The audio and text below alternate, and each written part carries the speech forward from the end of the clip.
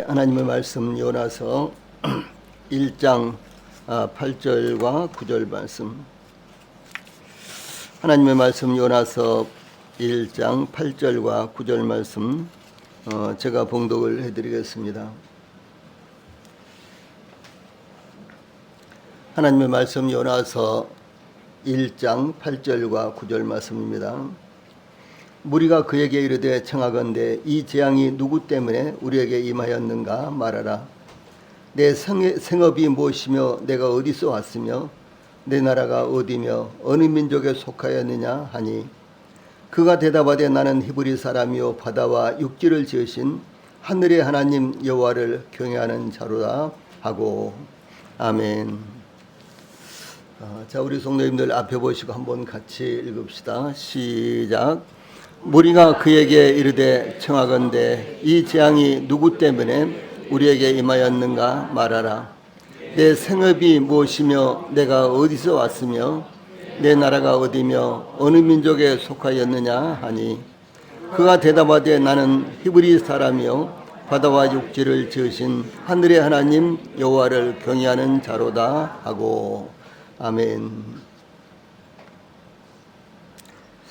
예. 오늘은 지금 저희들이 함께 읽은 대로 요나서 1장 8절과 9절 말씀을 통해서 너는 누구냐 이런 주제로 말씀을 전해드리겠습니다.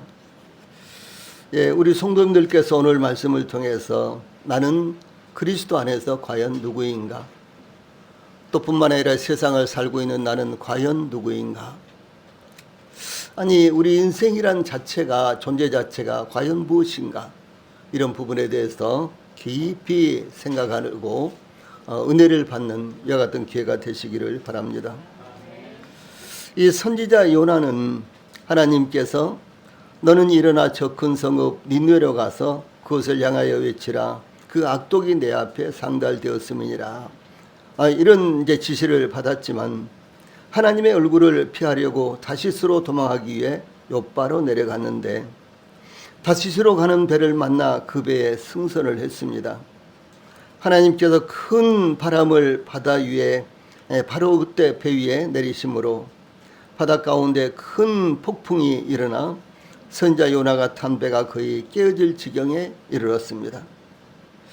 사공들은 두려워하여 각기 자기의 신을 부르고 또 배를 가볍게 하기 위해서 배에 실은 물건들을 바다에 던졌습니다. 그런데 선지자 요나는 배 밑층으로 내려가 누워 깊이 잠이 들었습니다. 폭풍과 파도가 그치지 않자 선장은 선지자 요나를 찾아가서 자는 자여 어찌함이냐, 일어나서 내 하나님께 구하라. 혹시 하나님이 우리를 생각하사 망하지 아니하게 하시리라 라고 책망하며 요청했습니다. 그러나 폭풍이 가라앉지 않으므로 그들이 서로 이르되 자 우리가 제비를 뽑아 이 재앙이 누구로 말미암아 우리에게 임하였나 알아보자 라고 제비를 뽑았는데 그 제비가 요나에게 뽑혔습니다. 항해 철에는 보통 이 항해를 하는 이와 같은 철에는 폭풍이 거의 일어나지 않았습니다. 그러나 이처럼 예상치 않은 폭풍이 일어나서 그치지 않자 선원들은 예사로운 일이 아니라는 것을 알아차렸습니다. 그러므로 선원들은 제비를 뽑아 과연 누구 때문에 폭풍이 일어나는 것인지 알려고 했던 것입니다. 문제가 발생하면 가장 중요한 것은 문제의 근원을 찾아 해결하는 것은 합당한 것입니다.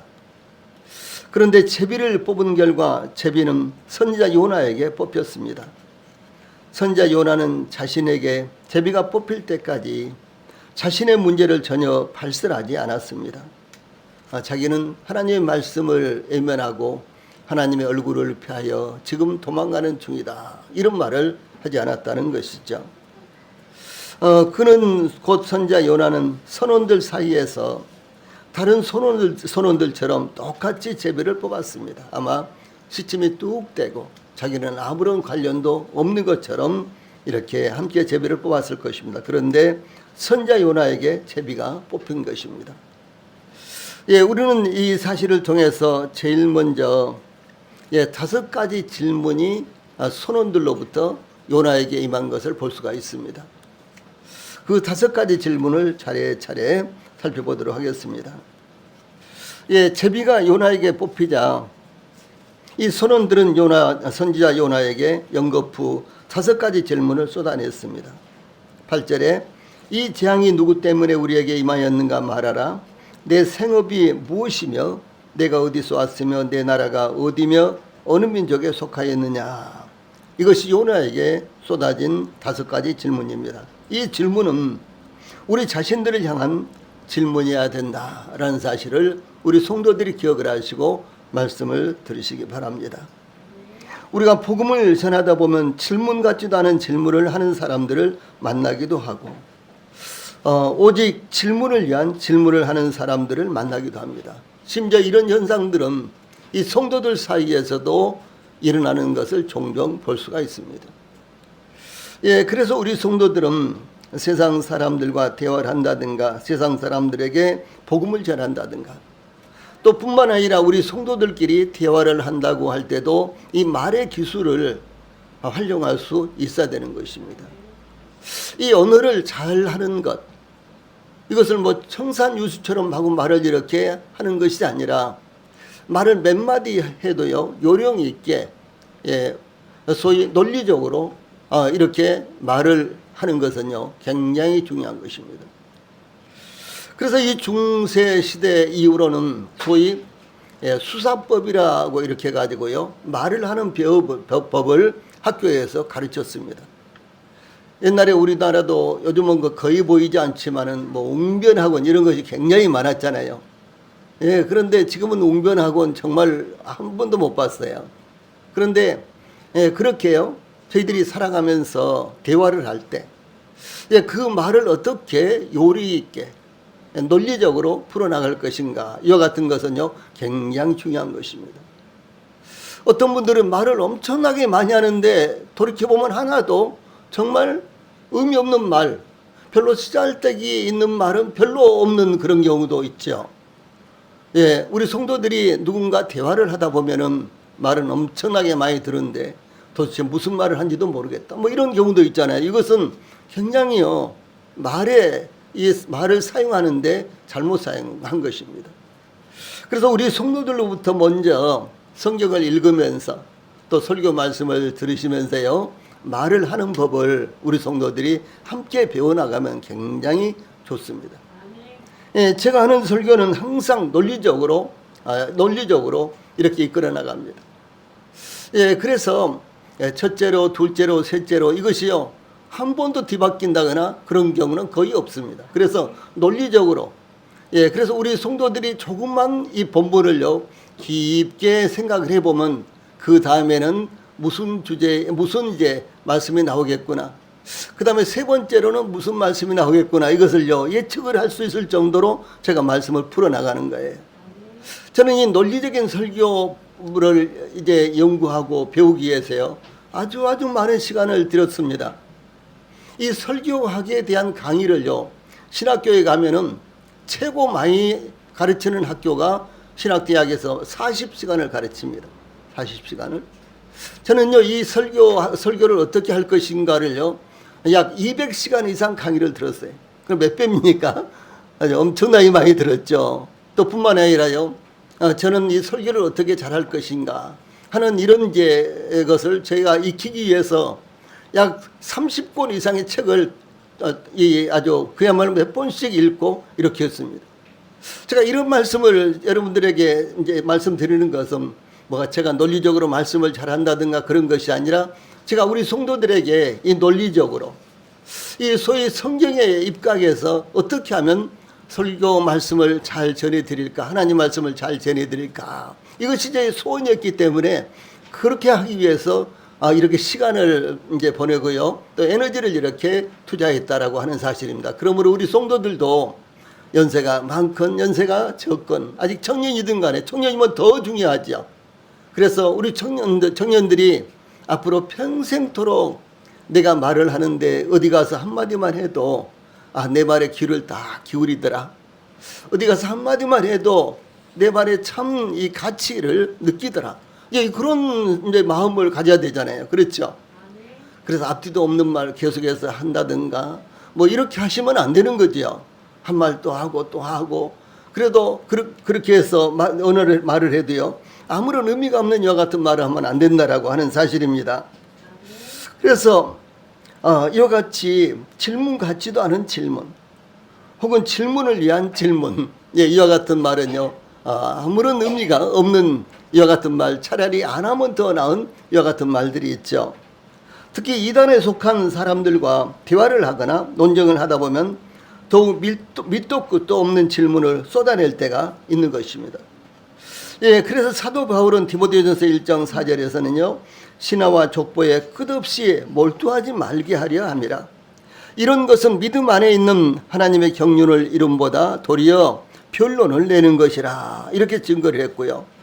또 디모데전서 6장 20절에서는 디모데야, 망령되고 헛된 말과 거짓된 지식의 반론, 변론이라고 했어요. 거짓된 지식의 반론, 변론을 피함으로 내게 부탁한 것을 지키라, 이렇게 사도 바울이 디모데에게 공고를 합니다.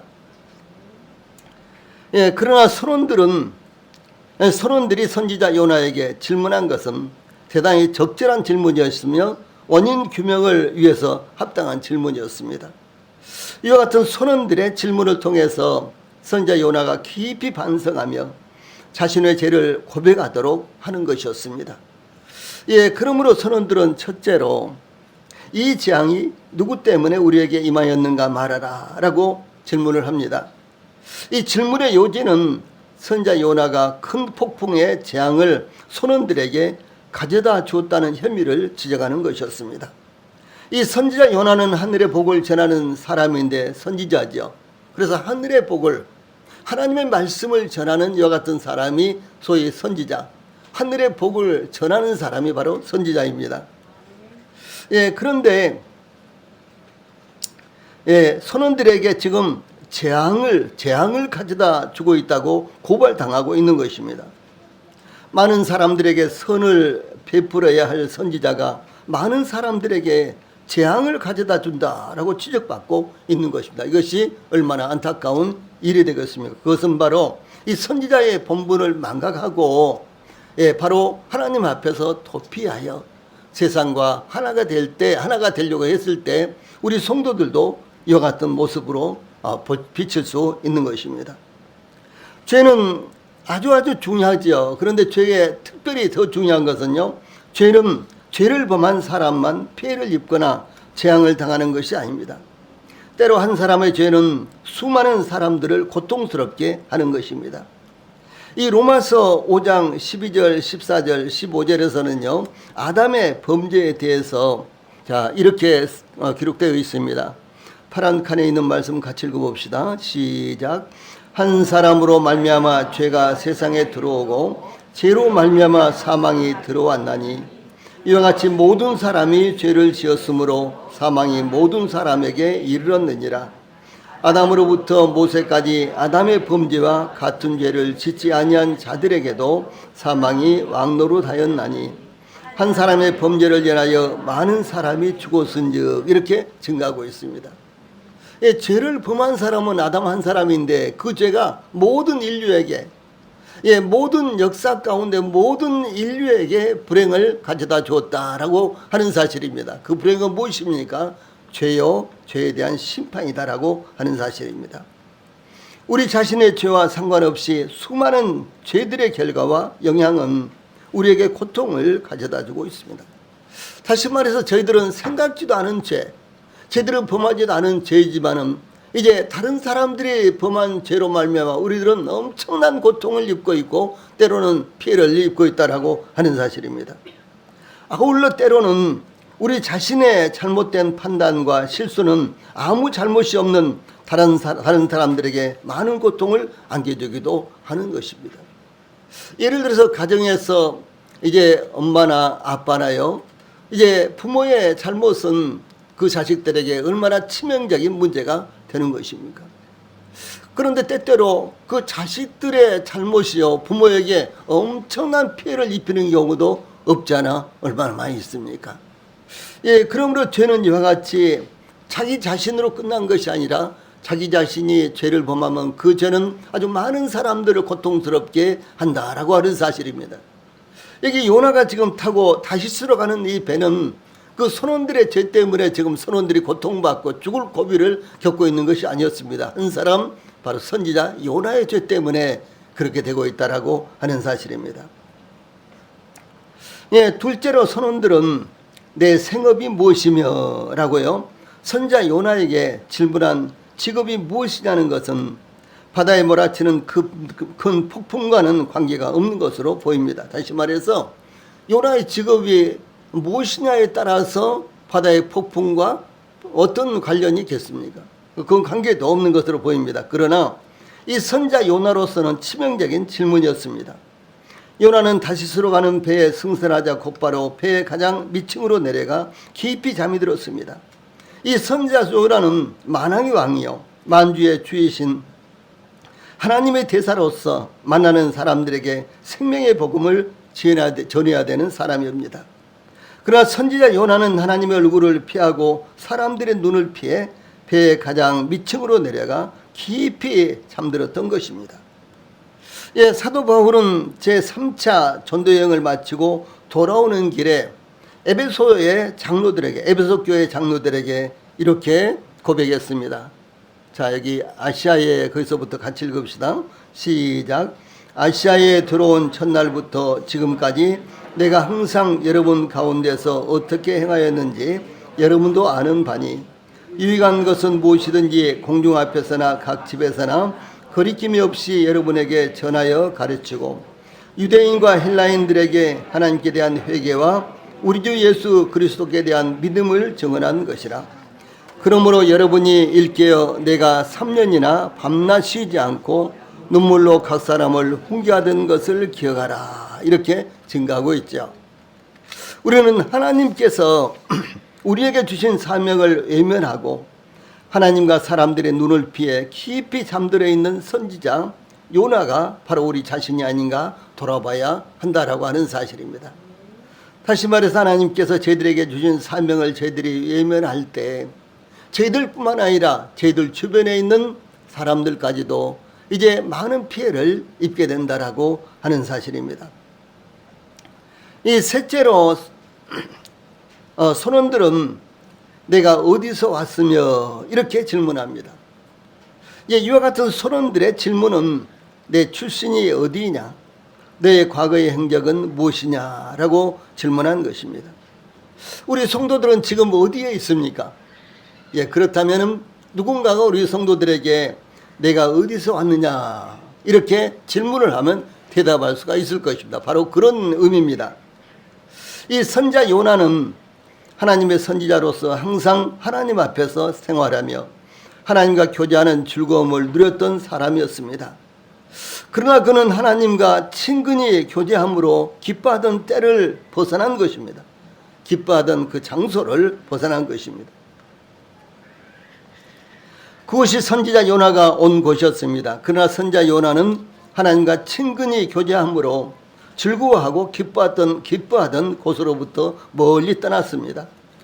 이 선지자 요나가 하나님을 알게 되므로 어린아이들처럼 단순하게 기뻐하며 날마다 하나님의 말씀을 들음으로 믿음이 샘솟았으며 하나님께 기도하던 자리에 있을 때마다 찾아왔던 황홀감에 사로잡혔으며 영원하고도 참된 소망 가운데 있었습니다. 다윗은 시편 16편 8절에 내가 여호와를 항상 내 앞에 모시며 그가 나의 오른쪽에 계심으로 내가 흔들리지 아니하리로다 이렇게 고백했습니다. 하나님으로부터 말씀을 받던 곳, 하나님께 기도하던 곳, 하나님과 친밀한 교제가 이루어지던 곳으로부터 떠나지 않아야 된다라는 사실을 저희들에게 교훈하는 것입니다. 넷째로 내 나라가 어디며 이런 질문을 하는데 이 선원들이 선지자 요나의 국적 즉 시민권에 대해서 질문한 것입니다. 그것은 당연히 내 나라의 왕은 누구냐 이런 질문으로 이어지는 것인데 이 성도들에게 이와 같은 질문은 대단히 중요한 의미를 갖고 있는 것입니다.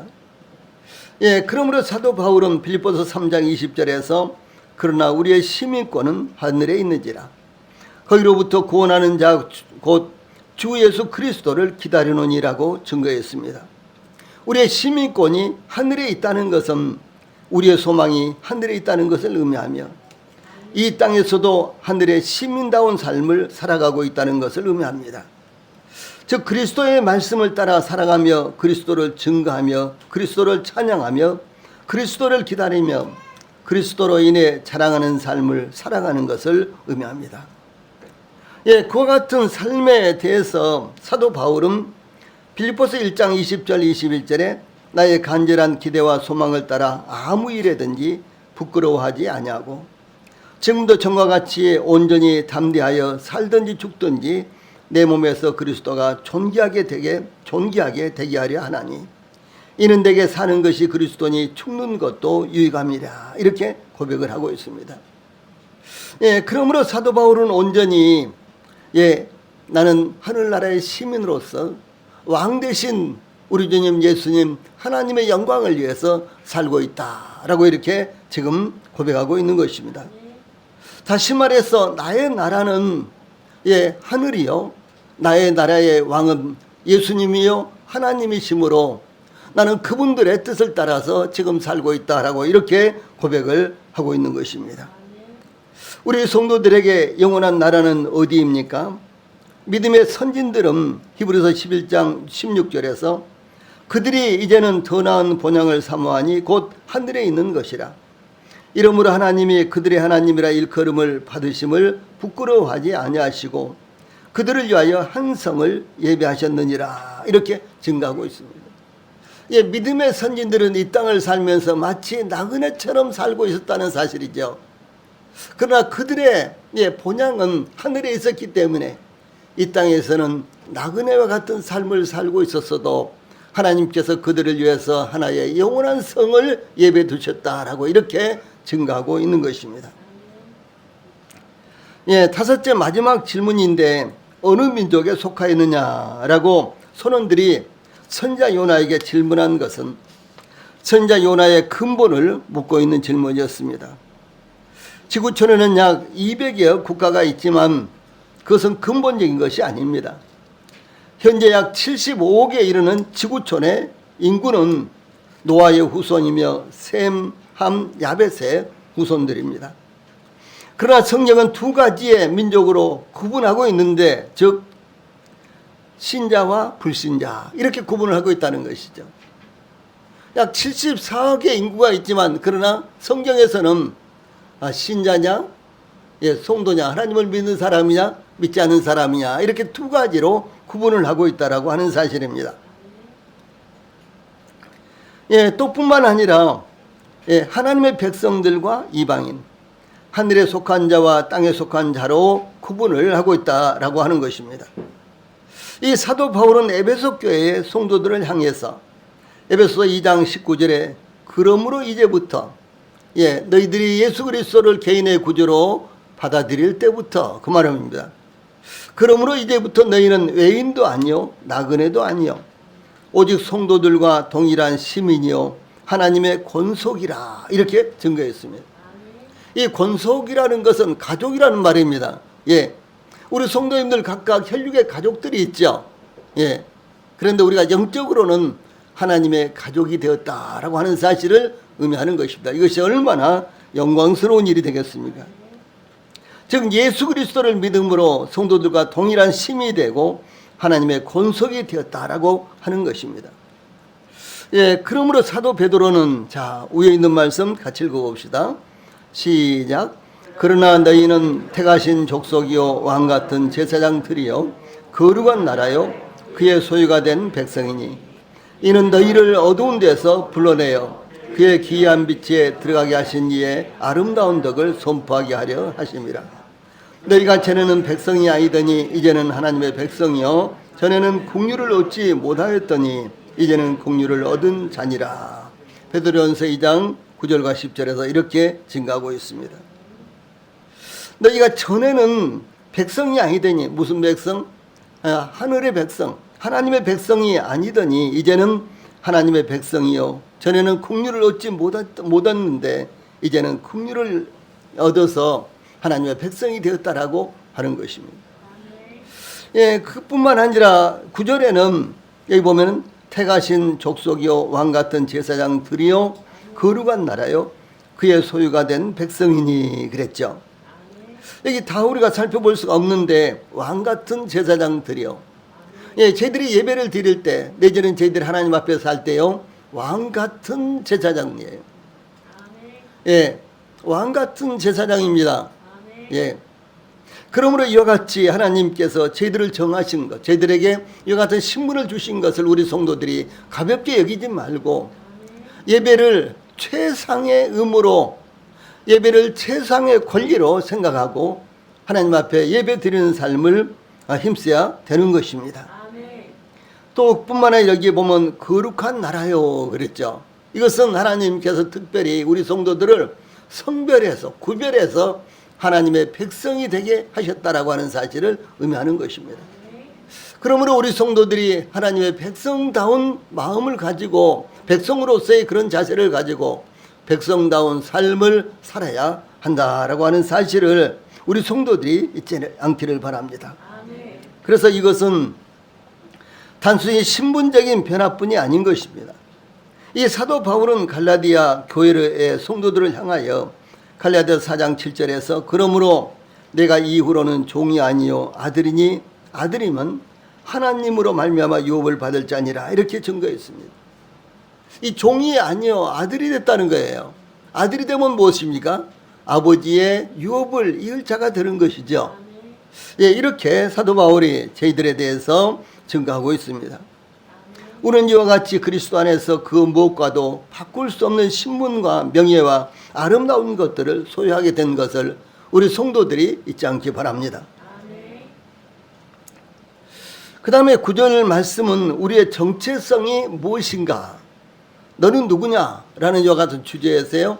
그러면 우리의 정체성이 무엇인가? 라는 사실을 밝히고 있습니다.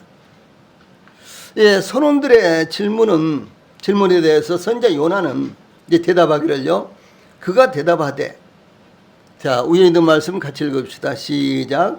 그가 대답하되 나는 히브리 사람이요 바다와 육지를 지으신 하늘의 하나님 여호와를 경외하는 자로다 하고 이렇게 대답을 했습니다. 사실 요나는 하나님의 그 지시를 이제 버리고요 도망하는 이와 같은 사람이었습니다. 지금 도망하다가 붙잡혔어요. 예, 도망하다 갈 때 올 때 없이 지금 꽉 붙잡혔습니다. 그런데도 불구하고 요나는 나는 히브리 사람이요 바다와 육지를 지으신 하늘의 하나님 여호와를 경외하는 자로다 이렇게 고백을 합니다. 우리 성도님들 저희들이 요나처럼 도망자가 되더라도 내게는 세상을 살면서 여러 가지 세상에 휩쓸려서 혹시 죄를 범하고 살더라도 예, 백에 하나 하나님을 떠나서 살더라도 우리의 신분은 우리가 하나님의 백성이요 구원을 받은 성도다라고 하는 이와 같은 우리의 신분은 절대로 변하지 않는다는 사실을 말씀하고 있는 것입니다. 이게 얼마나 놀라운 것입니까? 예, 만약에 우리의 삶을 통해서 우리가 구원받고 받지 못하고 그런다면 요나는 이제 도망자인데 하나님은 낯을 피해서 지금 도망가고 있는 사람인데 예, 그가 하나님의 백성이라고 말할 수가 있겠습니까? 불가능하지요. 근데 그것이 아니라 하나님의 백성이 되는 것은 하나님의 선택과 저희들의 믿음을 통해서 이루어지는 것이기 때문에 요나는 지금 도망자인데도 불구하고 나는 히브리 사람이요 바다와 육지를 지으신 하늘의 하나님 여호와를 경외하는 자로다라고 자기의 신분을 이렇게 밝히고 있는 것입니다. 이것은 선원들의 5가지 질문에 대한 요나의 대답으로 자신의 정체성을 말하는 것입니다. 이 정체성 이런 말 우리가 가끔 듣죠. 그런데 이 정체성이라는 것은요 굉장히 중요한 것입니다.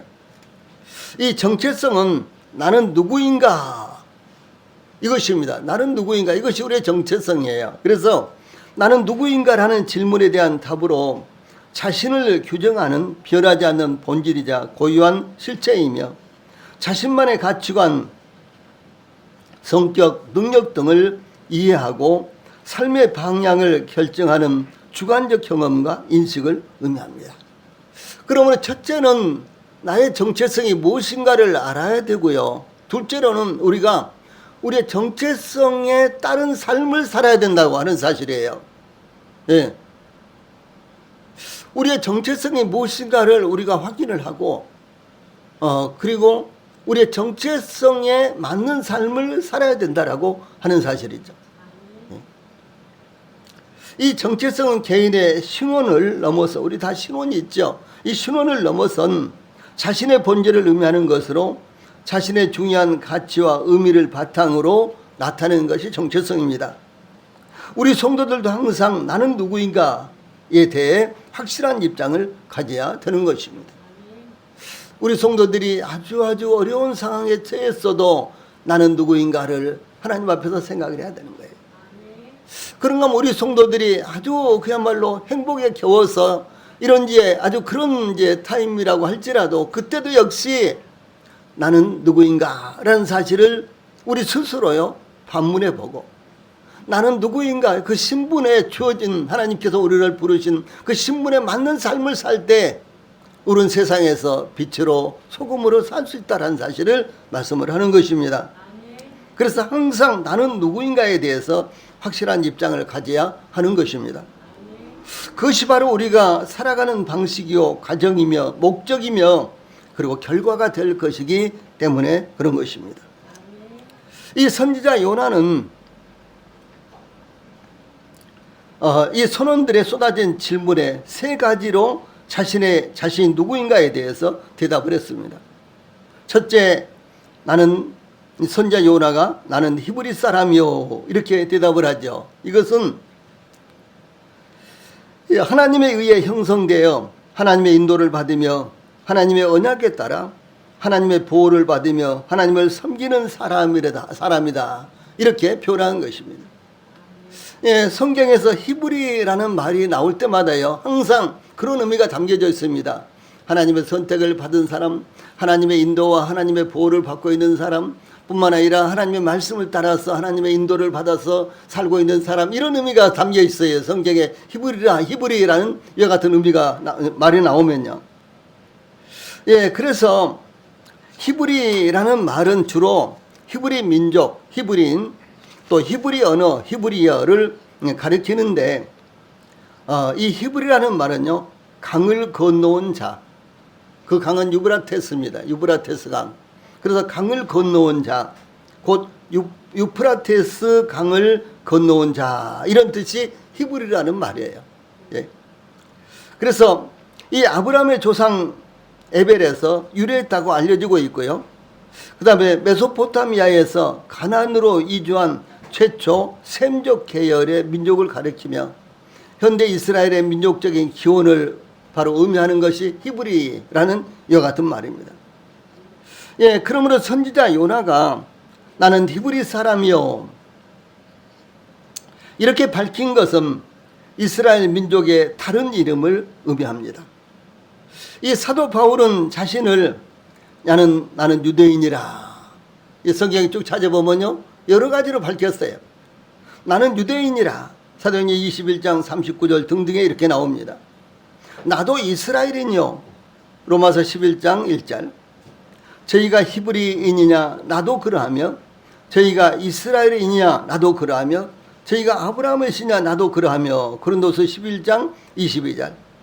그 다음에 빌립보서 3장 5절에서는 내가 이스라엘의 족속이요 베냐민의 지파요 히브리인 중에 히브리인이라다, 히브리인이요 이렇게 증가하고 있습니다. 이와 같이 사도 바울은 자기를 나는 유대인이다, 나는 이스라엘인이다, 나는 히브리인이다, 나는 아브라함의 씨다 이렇게 계속해서 여러 가지로 밝히고 있다는 거죠. 그런데 사실은 이 모든 것들이 똑같은 의미가 된다라고 하는 사실이에요. 예, 우리 성도들도 여러 가지로 자신을 밝힐 수가 있겠죠. 자신의 이름, 또 자신의 국적을 통해서, 혹은 자신이 살고 있는 것을 통해서, 또 자신이 무엇을 하는가에 따라서 자기를 여기 밝힐 수가 있을 것입니다. 그런데 이 사도 바울은 자신의 신분을 이렇게 여러 가지로 밝히고 있는데, 그것은 바로 유대인, 이스라엘인, 그리고 이제 아브라함의 후손, 그리고 히브리인, 이 모든 것들이요 같은 의미를 담고 있다라고 하는 것이죠. 그래서 이와 같이 선지자 요나가 나는 히브리 사람이요라고 대답한 것은 하나님의 백성으로서 하나님의 은총을 받아 하나님의 언약의 백성으로 하나님의 사랑과 은혜를 입고 살아왔다는 것을 고백한 것입니다. 예, 그러므로 선지자 요나는 이스라엘에게 언약을 주시고 변함없는 하나님의 신실하심과 사랑을 저버린 데 문제가 있었습니다. 일반적으로 불신자들처럼 신자들도 세속적인 죄악들에 자신의 죄의 문제에 초점을 맞추고 있습니다. 나는 오늘 잘못했어, 죄를 범했어. 그러면 그 기준을 세상에서 일반적으로 죄로 생각하는 그런 죄를 나도 범했다라고 이렇게 생각한다는 거죠. 그런데 신자들은 차원이 더 높은 것입니다. 이 세상의 죄에 대해서 신자들은 동일하게 똑같이 죄를 범한 것이 사실이지만 그러나 신자들의 죄는 좀 더 차원이 높다라고 하는 것이 성경의 가르침인 것입니다. 그래서 신자들은 그러한 세상적인 죄 외에도 하나님께서 선택하시고 구원하신 하나님의 사랑을 외면하여 자신의 뜻대로 살아가는데 더 큰 비중과 초점을 두어야 한다라고 하는 것입니다. 즉 신자들의 죄는 선지자 요나처럼 하나님의 말씀을 순종하지 않은 데 있는 것입니다. 그러므로 신자들은 오직 하나님의 말씀을 따라 살아가는 데 진력해야 한다라는 사실을 기억하시기 바랍니다. 예, 둘째로 선지자 요나는 바다와 육지를 지으신 하늘의 하나님을 섬기는 자라 이렇게 고백하고 있습니다. 첫째는 나는 히브리인이요. 둘째는 바다와 육지를 지으신 하늘의 하나님을 섬기는 사람이다. 이렇게 자신을 고백하고 있는 것입니다. 느헤미야는 모든 백성과 함께 하나님 앞에 엎드려서 느헤미야서 9장 5절과 6절에서 자, 파란 칸에 있는 말씀 같이 읽어봅시다. 시작. 너희 무리는 마땅히 일어나 영원부터 영원까지 계신 너희 하나님 여호와를 송축할지어다. 오직 주는 여호와시라. 하늘과 하늘들의 하늘과 일월 성신과 땅과 땅 위의 만물과 바다와 그 가운데 모든 것을 지으시고 다 보존하시오니 모든 천군이 주께 경배하나이다. 이렇게 찬양했습니다. 그래서 이 말씀은 이제 바다와 육지를 지신 하늘의 하나님을 섬기는 자다. 이렇게 이제 요나가 고백하고 있는 것입니다. 예, 사도 바울과 바나바가 제1차 전도여행 때 이제 이 루스드라는 데를 이제 방문했는데 그곳에는 태어나면서부터 걷지 못하는 사람이 있었는데 그 사람을 고쳤습니다. 예, 그러자 무리들이 바나바는 스스 혹은 제우스, 그리고 사도 바울은 말하는 사람이다. 그래서 허메 혹은 헤르메스라고 부르면서요 제사를 지내려고 하자 사도행전 14장 15절에서 이렇게 말합니다. 이르되 여러분이여 어찌하여 이러한 일을 하느냐. 우리도 여러분과 같은 성정을 가진 사람이라 여러분에게 복음을 전하는 것은 이런 헛된 일을 버리고 천지와 바다와 그 가운데 만물을 지으시고 살아계신 하나님께로 돌아오게 함이라. 이렇게 증거했습니다. 우리 성도님들 요즘 세상이요 갈수록 무속이 더 판을 치고 있습니다. 무속이 엄청나게 늘어나고 있습니다. 그렇죠? 우리는 그렇게 유명한 사람들이 무속과 그렇게 깊이 관련이 맺고 있다는 것을 잘 몰랐잖아요. 그런데 이번에 보니까 엄청나게 많은 사람들이 무속과 관련을 맺고 있고 그렇게 지위가 아주 높은 사람들도 심지어 무속과 관련을 맺고 있는 것을 우리가 이번에 많이 봤지 않습니까? 그런데 우리가 섬기는 하나님은 천지와 바다와 만물을 지으신 살아계신 하나님이십니다. 그러나 무속은 아무리 기도를 해도 무슨 부닥거리를 하고 등등 그런 것이 혹시 이루어졌다고 할지라도요 그것은 존재하지 않는 신입니다. 그건 존재하지 않는 신으로부터 가상된 신으로부터 온 거예요. 그런 신은 전 세계적으로요. 특히 이제 토속 신앙 가운데는 이루 헤아릴 수 없을 정도로 많고요. 저 인도라든가 그리고 네팔 같은 나라는 이제 힌두교를 이제 숭배하고 있잖아요. 그런데 그곳에 가면은 신이 3억 개가 됩니다. 네팔은 인구가 3천만 명이에요. 그런데 신이 3억 개예요. 힌두교 신은 3억 개입니다. 그 3억 가지의 신들을 전부 다 그들은 신이라고 섬기고 그렇게 있는 것입니다. 그건 존재하지 않는 거예요. 사람이 생각해낸 것입니다. 그리고 아무거나 이름을 붙여놓은 거예요. 예. 그런데 성경의 하나님은요, 천지와 바다와 그 가운데 만물을 지시고 살아계신 하나님이십니다. 이거 차원이 다른 거예요. 이 블레셋 사람들에게 이제 사무엘 시대에 언약궤를 빼앗겼는데 다시 언약궤가 돌아오자 베스메스 사람들이 언약궤를 혹시 무슨 일이 있나 싶어서 언약궤를 들여다봤죠. 그러니까 언약궤를 들여다본 70명이 그 자리에서 죽음을 당했습니다. 그때 베스메스 사람들이 사무엘상 6장 20절에 보면 이렇게 말합니다. 이 거룩하신 하나님 여호와 앞에 누가 능히 서리요? 그를 우리에게서 누구에게로 올라가시게 할까? 이렇게 이제 걱정을 합니다. 여기 중요한 거, 이 거룩하신 하나님 여호와 앞에 누가 능히 설 수 있겠느냐? 아무도 없는 것입니다. 하나님께서 선택하시고 가까이 오게 한 사람들 외에는 아무도 하나님 앞에 나갈 수 있는 사람이 없다라고 하는 사실입니다.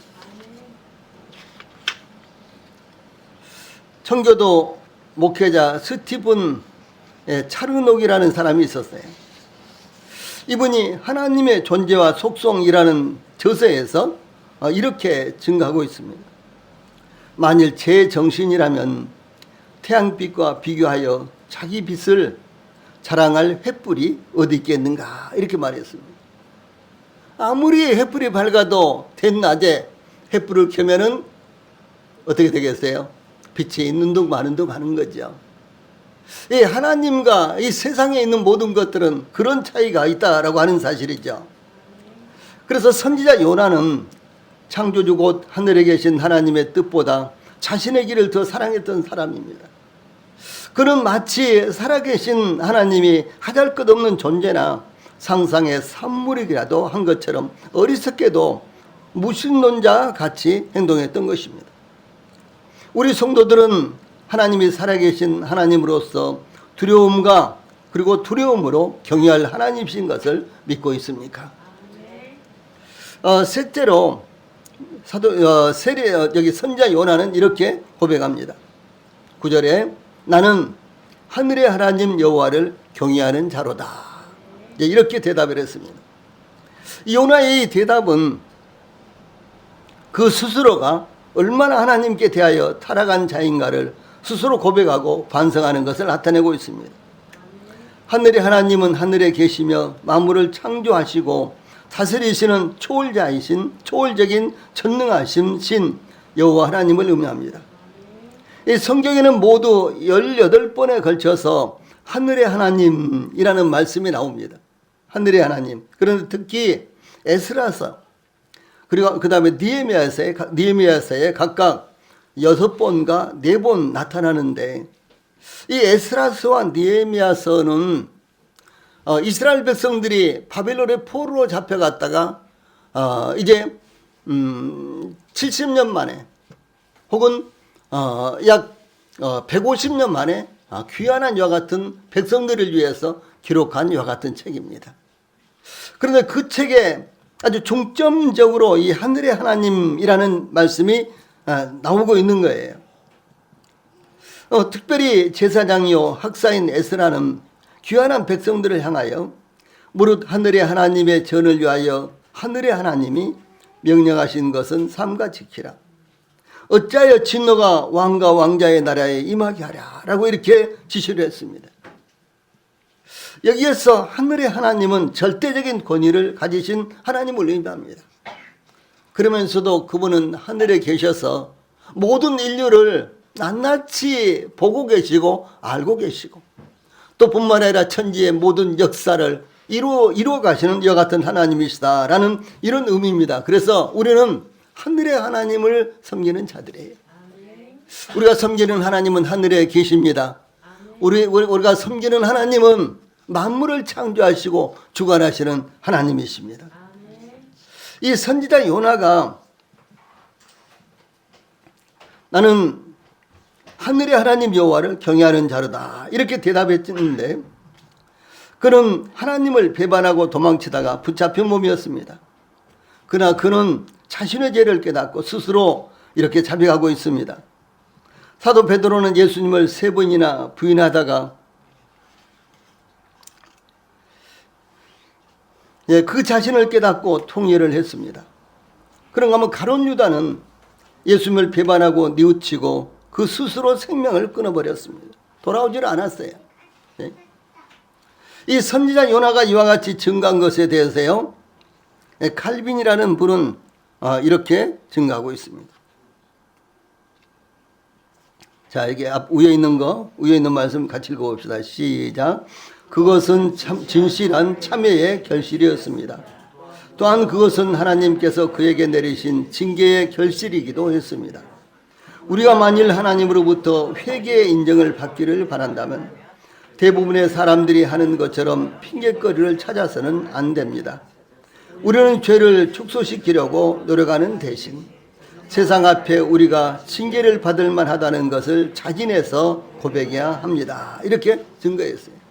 무슨 말씀인 거는 이 요나는 선지자 요나는 하나님 앞에서 도망간 사람입니다. 그런데도 불구하고 그가 더 이상 도망갈 수 없게 됐을 때 하나도 숨기지 않고 그대로 자신의 죄를 자백하고 또 하나님 앞에서도 무릎을 꿇었다라고 하는 것입니다. 이렇게 돌아오는 것입니다. 우리도 언제든지 하나님 앞에서 실수할 수 있고 잘못할 수 있습니다. 우리는 완전하지 못합니다. 모두가 다 그렇습니다. 구원을 받은 지가 오래돼도요 마찬가지입니다. 저희들은 완전하지 못해요. 온전하지 못합니다. 언제든지 잘못을 범할 수 있습니다. 그러나 그 잘못을 끝까지 잘했다고 정당화시킨다거나 그래서는 안 되는 거예요.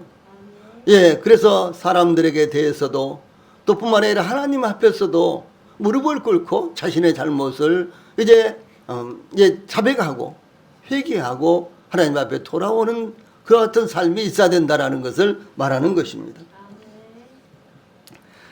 그러므로 본문을 통해서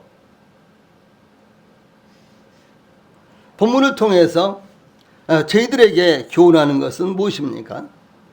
그것은 우리는 누구인가 라고 하는 것입니다. 우리는 누구입니까? 선지자 요나와 같이 나는 하늘의 하나님 여호와를 경외하는 자로다 라고 고백하는 우리가 되어야 될 것입니다. 한번 따라하세요. 우리는 누구인가? 나는 누구인가? 나는 하늘의 하나님 여호와를 경외하는 자로다.